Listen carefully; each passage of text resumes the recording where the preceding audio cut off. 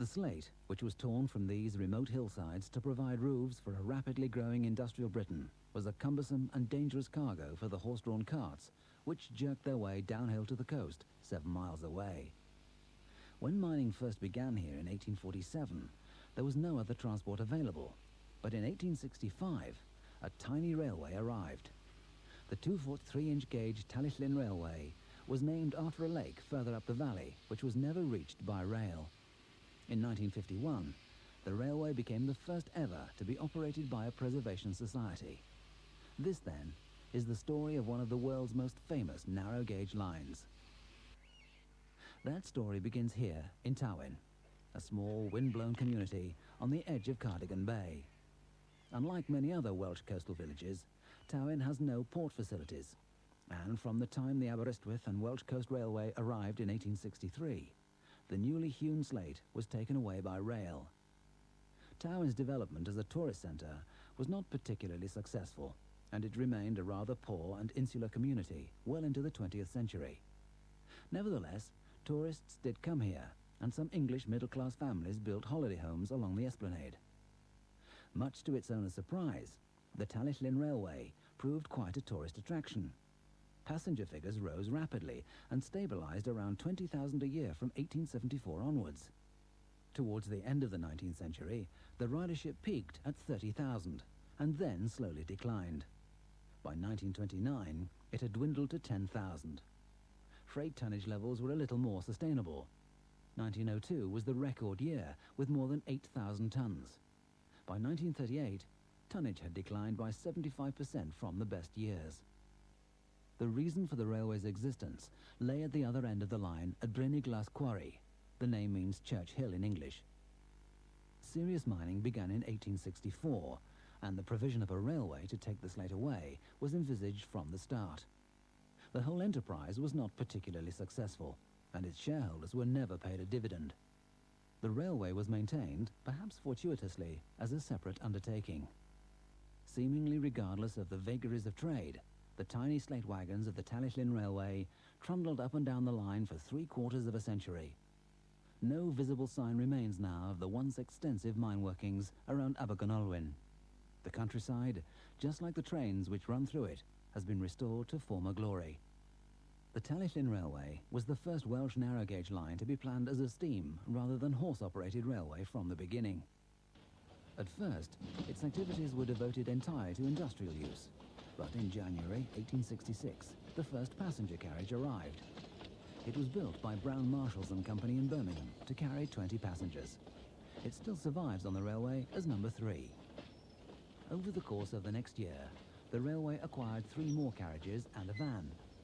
Not all the historic vehicles in this train originated on the Talyllyn. These rather ornate carriages came from the distant Glyn Valley Tramway, and the beautifully restored milk chocolate liveried vehicle spent its first 32 years on the nearby Corris Railway. It was rescued from retirement as a garden shed.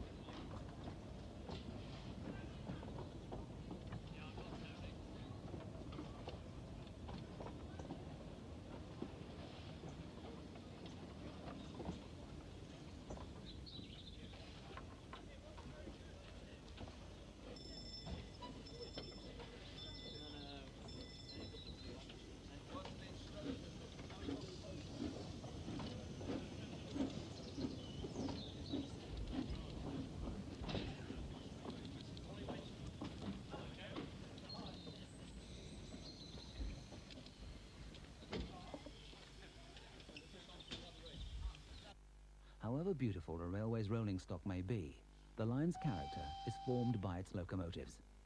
Those on the Talyllyn are long in history and high on charm. Appropriately, the oldest locomotive is Talyllyn. She arrived here in 1864, whilst the line was still being built. At first, she only had 4 wheels, much to the concern of the Board of Trade's inspector, who reported severe oscillation due to the extended rear overhang. A second locomotive of quite different design had to be ordered from the makers, at Fletcher Jennings and Company of Whitehaven, to work the line, whilst Talyllyn had another pair of wheels fitted.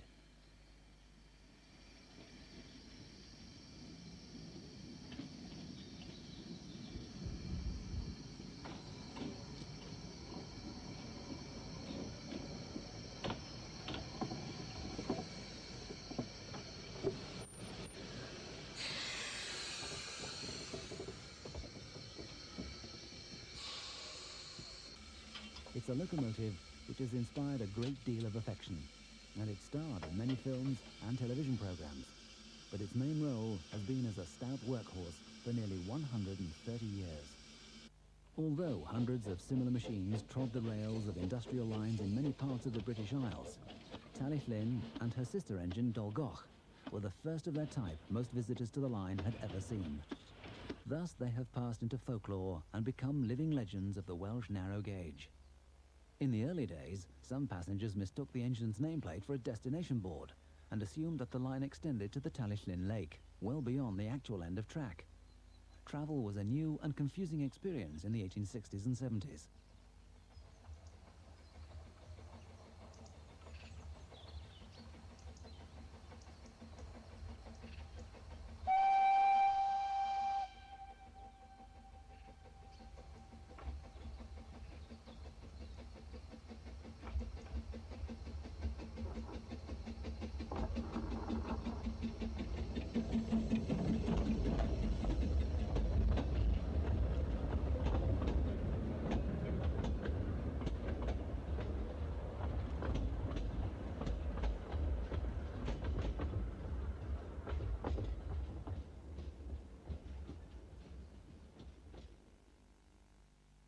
The £700 purchase price expended by the railway's directors purchased a very basic machine which underwent many changes over the years. She had no cab or front footplate when she first arrived by sea from Whitehaven. This is a totally unsuitable environment in which to expose locomotive crews to the elements, and a distinctive cab was soon added. Her rigid 8-foot wheelbase proved a problem on sharp curves and points. There was little choice but to widen the gauge slightly in such places by up to an inch.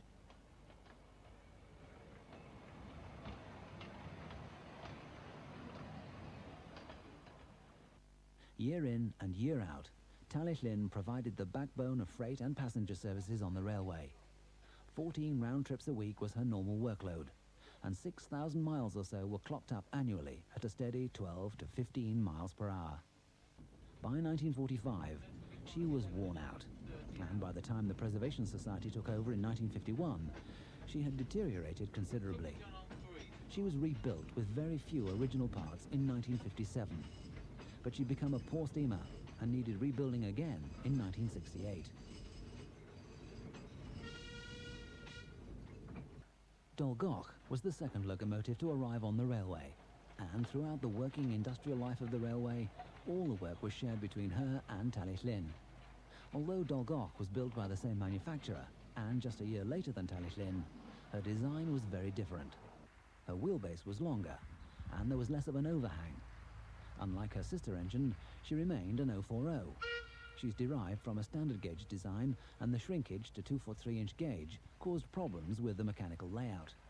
This resulted in very unusual valve gear.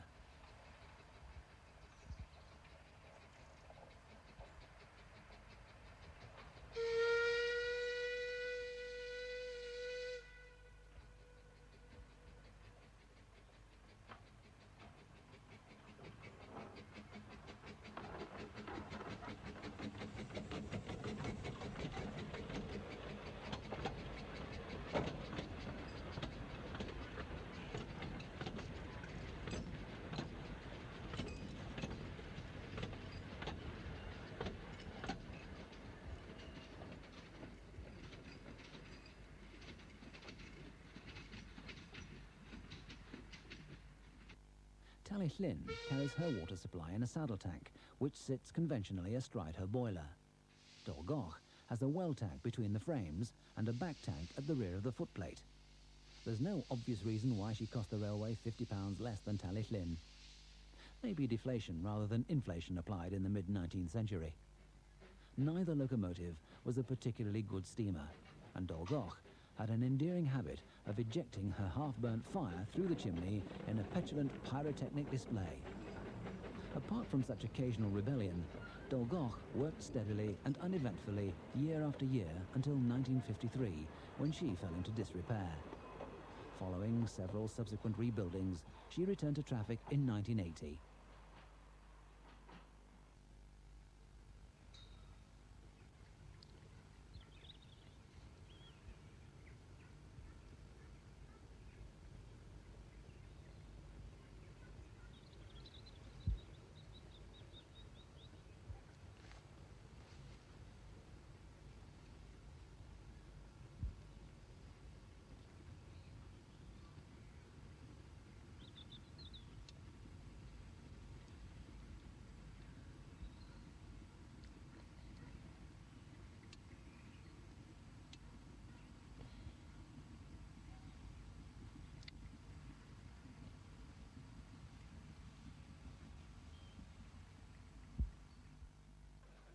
Dolgoch was overhauled and repainted early in 1900, and in a bout of patriotic fervour so unfashionable today, she was renamed Pretoria to commemorate a Boer War victory. Eventually, her old name was restored. The locomotive carried several different liveries over the years, but probably the most attractive was the light green paint scheme with red and yellow lining, which Dolgoch carried after 1945. In 1990, the engine was repainted in this glorious livery once more.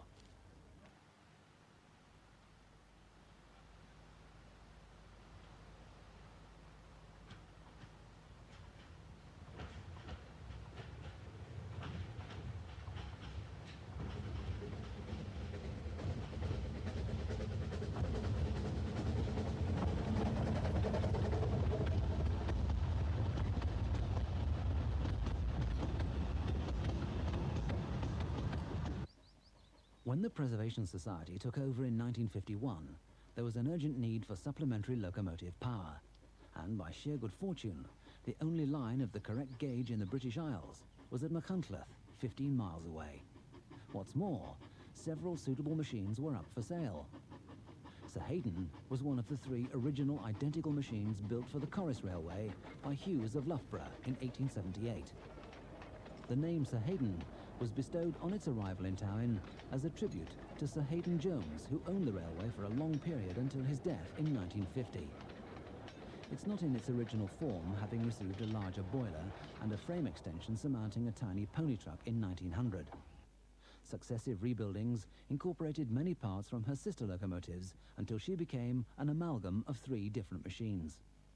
When Sir Hayden arrived, he did not take kindly to the arthritic Talyllyn trackwork, and occasionally just fell between the rails. Although the locomotive was not in peak condition, it was put to work on light duties from 1953 to 1958. In that year, deterioration became too great. Rejuvenation took 10 long years.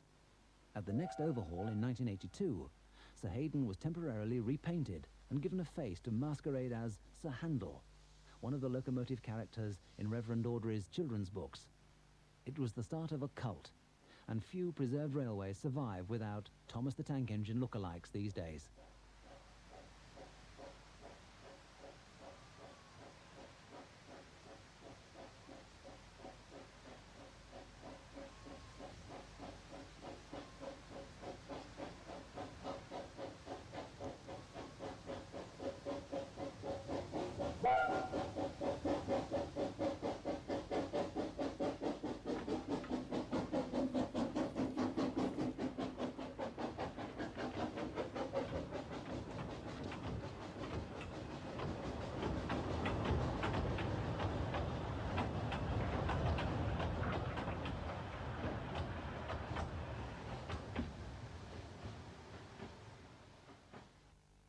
Successful marketing is almost an art form, and the Talyllyn's current popular star is Peter Sam.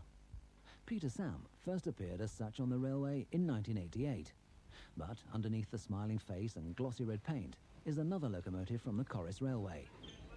Peter Sam's given name is Edward Thomas, so named in honour of a one-time manager of the line who spent 53 years of toil devoted to just this one railway.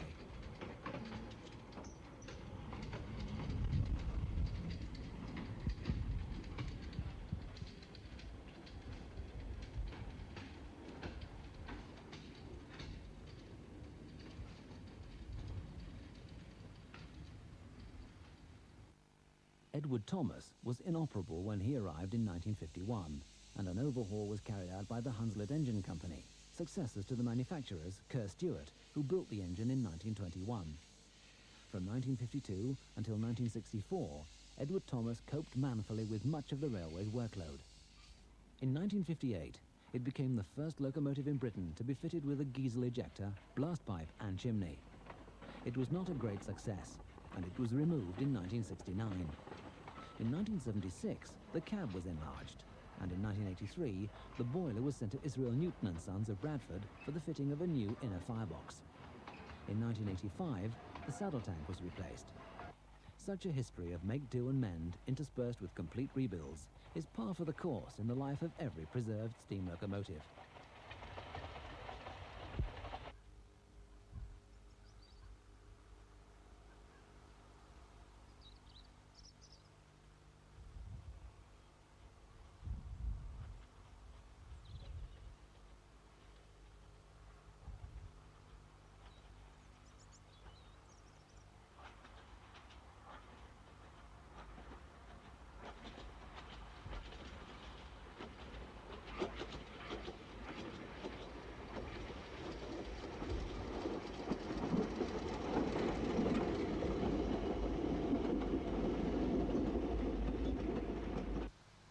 In the early 1950s, the shortage of steam power was so acute that appeals were made to industries with possible surpluses. In April 1953, this locomotive was presented to the railway by Abelson and Company. There was only one slight proviso, and that was that it should carry the name Douglas, after Mr. Douglas Abelson. It was regauged to add an extra 3 inches to its 2-foot axle width, and it entered service on the Talyllyn in July 1954.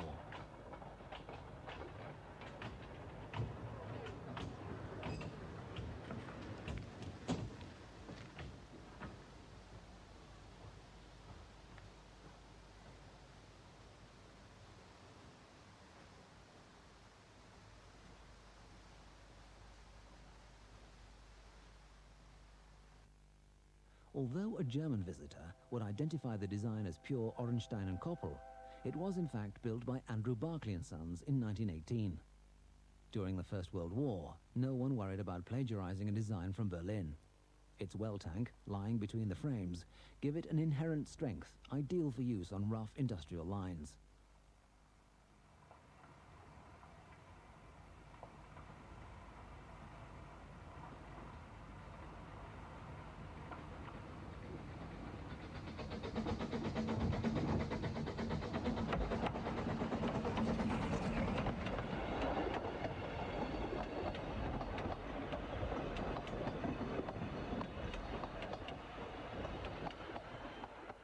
Douglas worked on an RAF base at Calshot until the line there closed in 1945, when they were purchased by Abelson for resale. They proved an impossible commodity to shift, and when Douglas came to the Talyllyn, the other one was scrapped.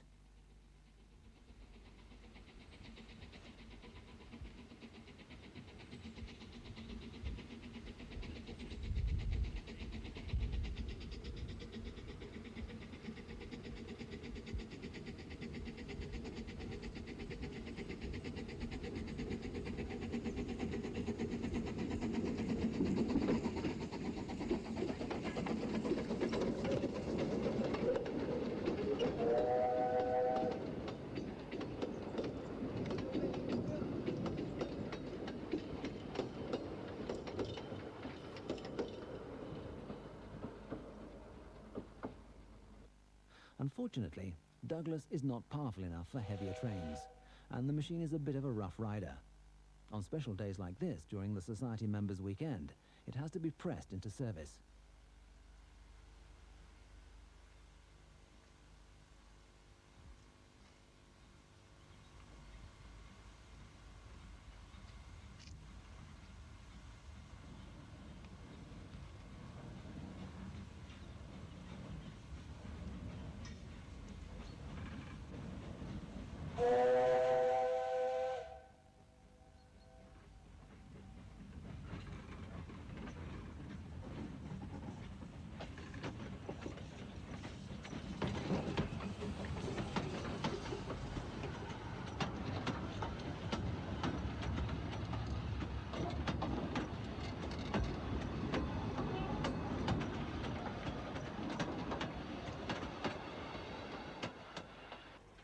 Although most visitors to the Talyllyn come to see steam locomotives hauling bright red vintage rolling stock, there are other, some would say lesser forms of railway life on the line. Alf represents a sort of locomotive subculture. It's ugly, but functional. The Hunslet Engine Company was responsible for its construction in 1950 for use in National Coal Board colliery service. 2 of these machines came to the railway in 1970. They are powerful, but slow, and trundle along at a mere 8 3/4 miles per hour.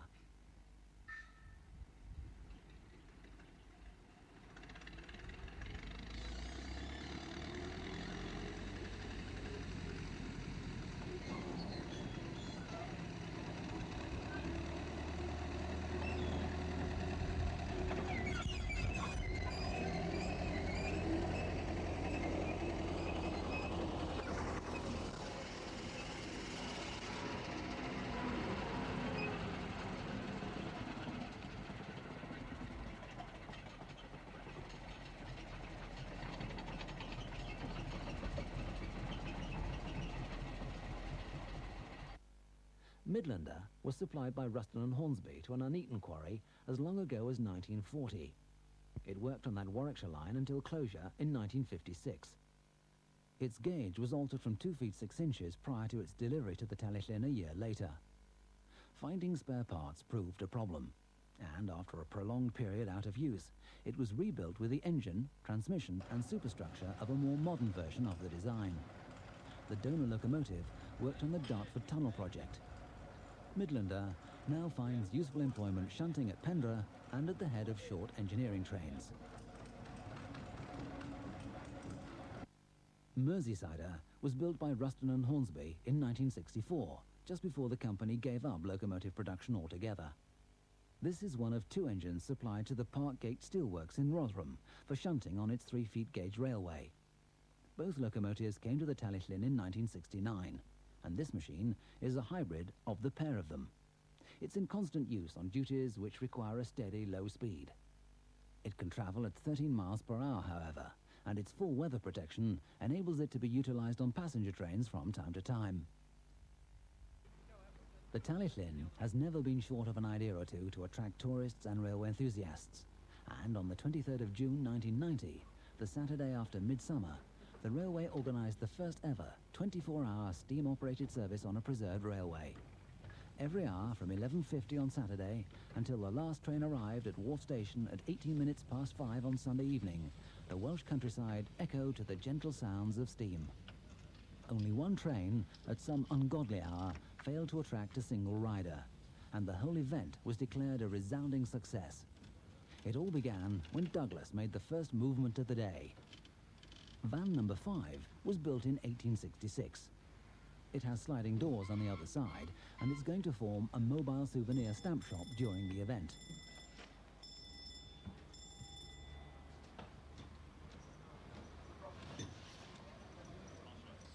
Douglas heads towards the coal yard, where the restocking of bunkers is a manpower function.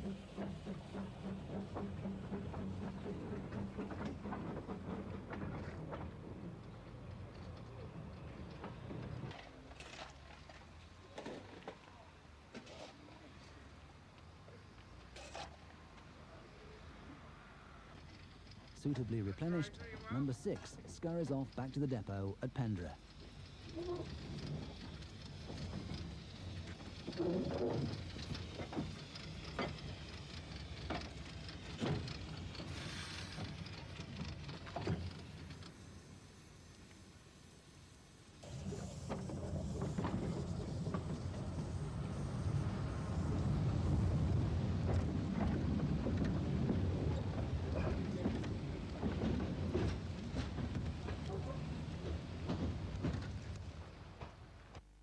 Through the organisation of their Midsummer Night's Steam event, the Talyllyn was able to attract not only visitors, but sponsorship. And one of the first trains of the day on Saturday was such a chartered special. The locomotive is Sir Hayden, named after the man who tried every trick in the book, and some which were not, to keep the railway operating for many years until he died in 1951. I'm sure he would approve of the resourcefulness of the present management.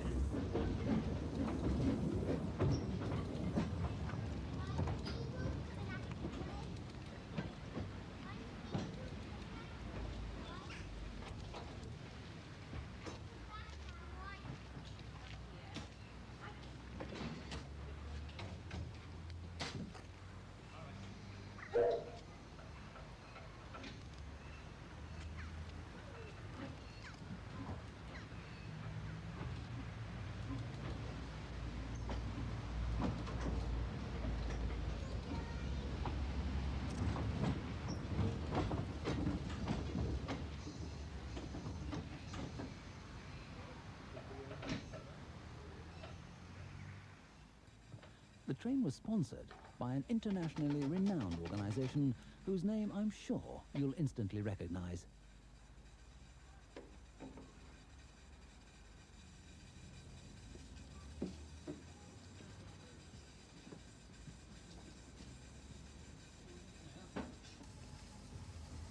There's a little shunting to do before departure at 13:55.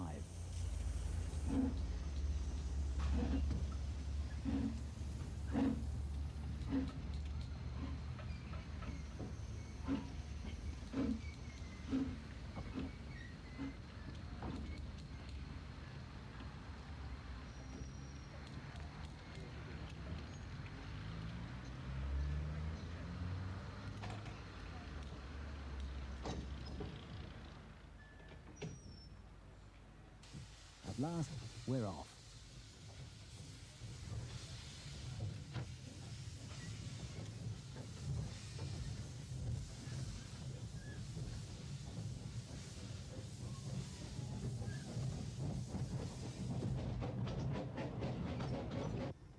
The first stop is Pendra, barely a quarter of a mile from Wharf Station, and the point where all the stock is stored and maintenance carried out. The token, which gives the driver authority to proceed over a section of the line, is handed to the signalman. Dolgoch's new livery gleams in the sunshine.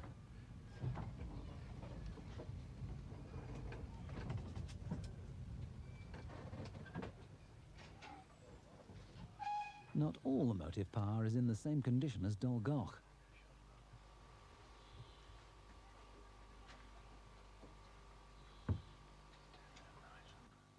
Our train waits patiently as Peter Sow approaches with an opposing train.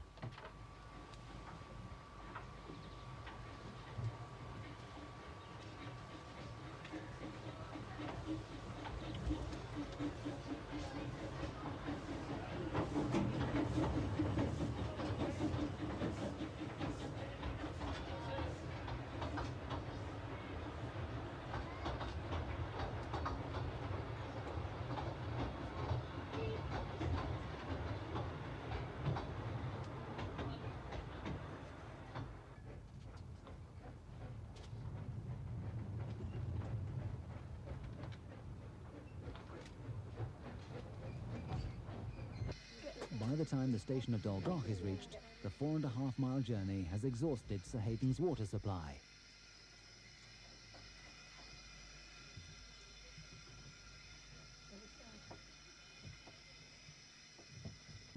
Abergynolwyn, 6.5 miles from Tywyn, was the line's terminus for many years, but the line now continues for nearly another mile to Nant Gwernol at the very foot of the inclines which used to lead to the slate mines.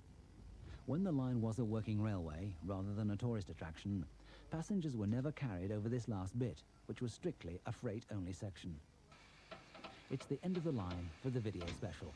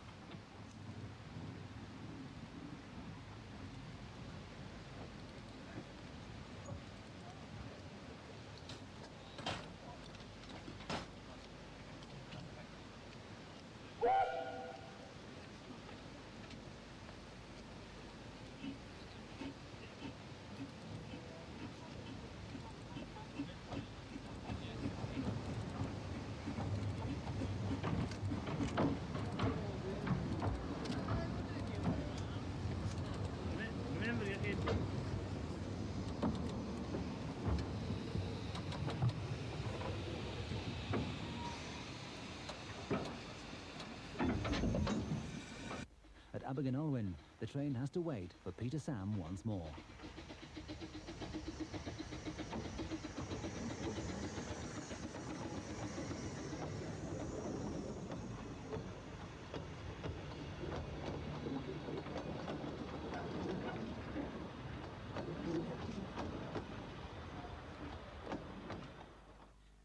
By now, things are quite busy on the Talyllyn, and we have to wait once more at Quarry Siding for Dolgoch to pass with an up train.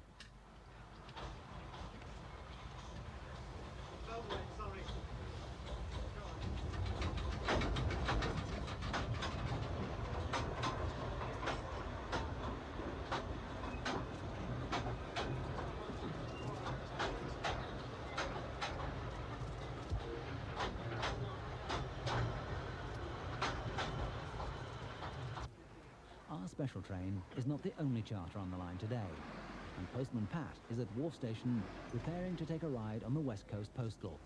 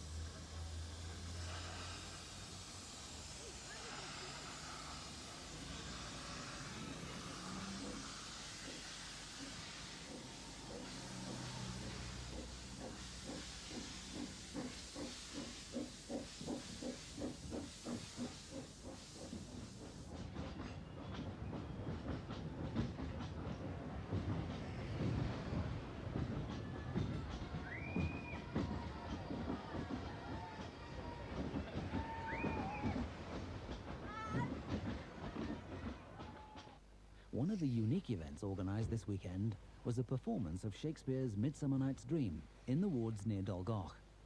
In the glow of a glorious sunset, the first train of theatregoers set out from Towyn in a packed train hauled by Peter Sam, who looks as though he's enjoying his work.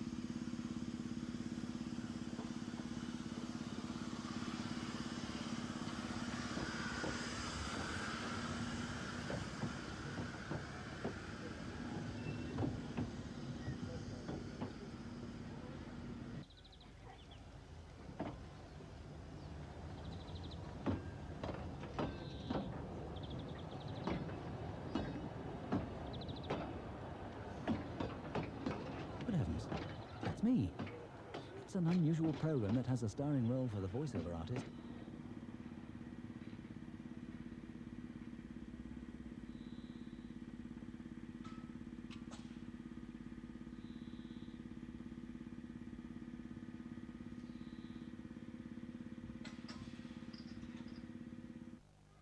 At Talyllyn, the postal counter has been doing a roaring trade, and it's now time to close down as Sir Hayden arrives with the second Shakespeare special.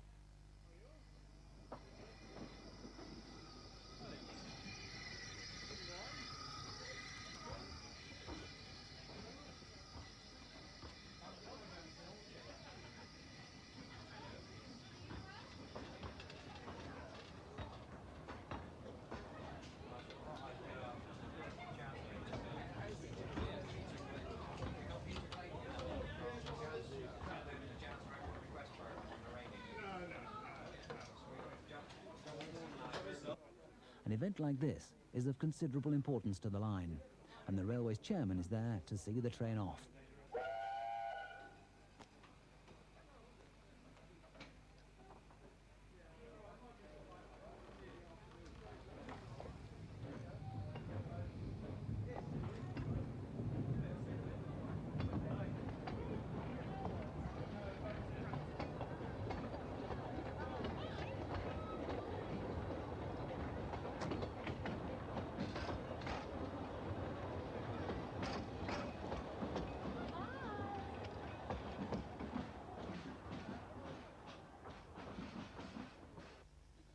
Unfortunately, even in midsummer, the weather isn't always kind, and the teddy bear's breakfast train on Sunday morning ran in a downpour.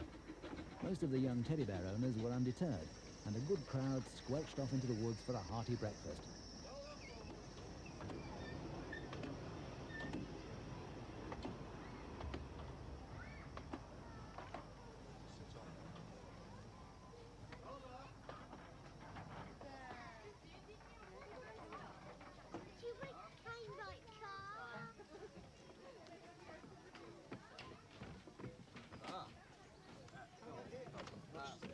What's the man with the straw? Yeah. Oh, there you go. Thank you. Richard. Go on, teddy bear to the camera. Go on, Richard.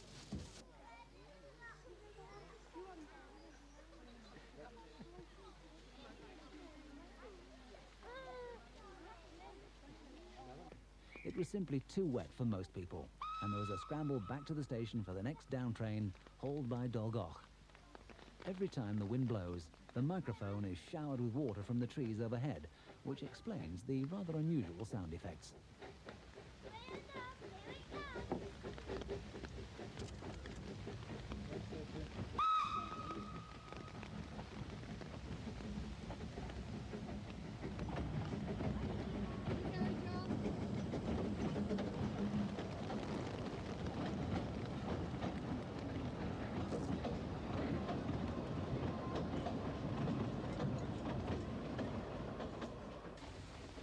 The largest structure on the Talyllyn is this lofty viaduct near Dolgoch station.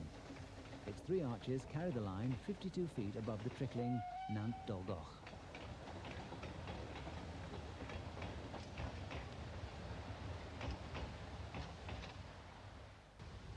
There are no signals on the Talyllyn, and trains are given authority to proceed by the signalman.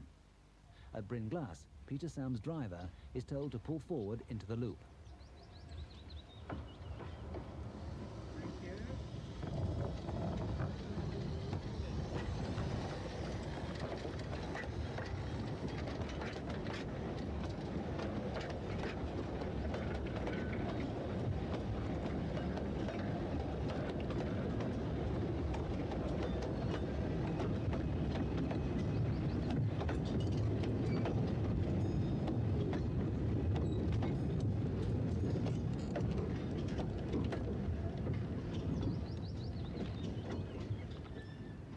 A few moments later, and the signal is given for the opposing train to pass through.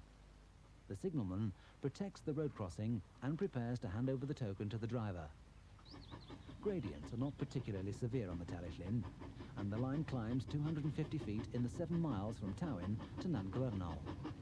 1 in 69 is the steepest section, but most of the line is on much easier gradients.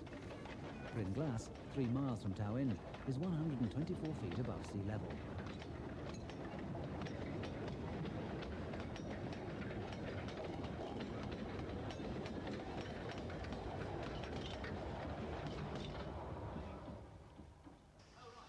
Train drivers and station personnel have to keep a good lookout on the railway.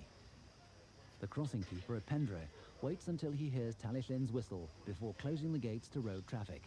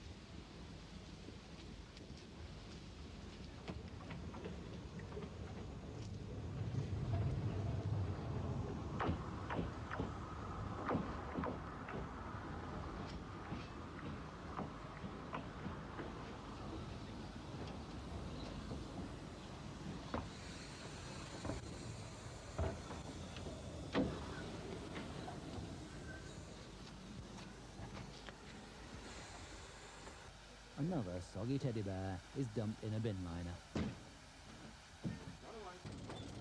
The line's diesels look after some of the shunting around Pendre Depot. It's not actually this one that's making all the noise, but Midlander at the other end.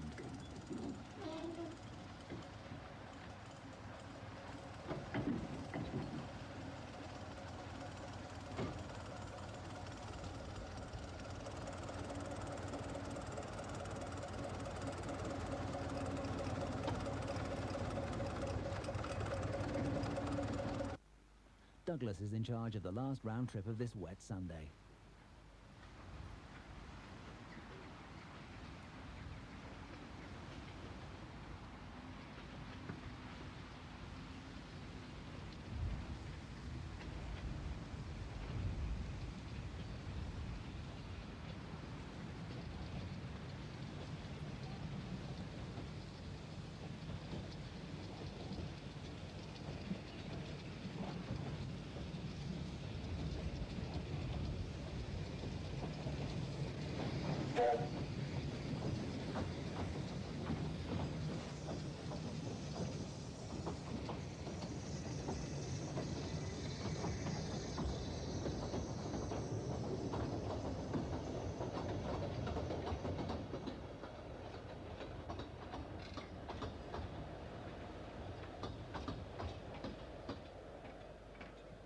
A few minutes after Douglas has passed, Talyllyn appears from Wharf Station, towing the 2 vans which made up the postal counter.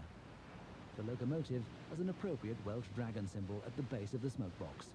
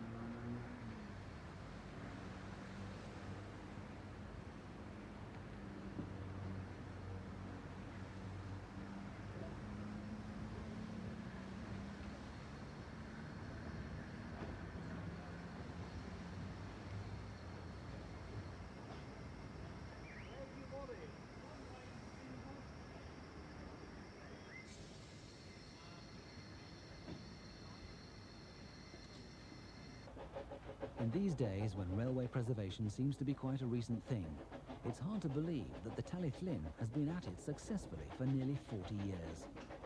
Each year, the number of visitors to this great little railway of Wales increases, and the line has a smile of welcome for all those who come here, whatever the weather. It doesn't really matter if you choose a Preservation Society members weekend, a midsummer all-night steam extravaganza, or a normal routine day for your visit. You'll find superb little engines in the peak of condition, and their trains a living slice of narrow-gauge history. With such attractions on offer, the Talyllyn is sure to go from strength to strength.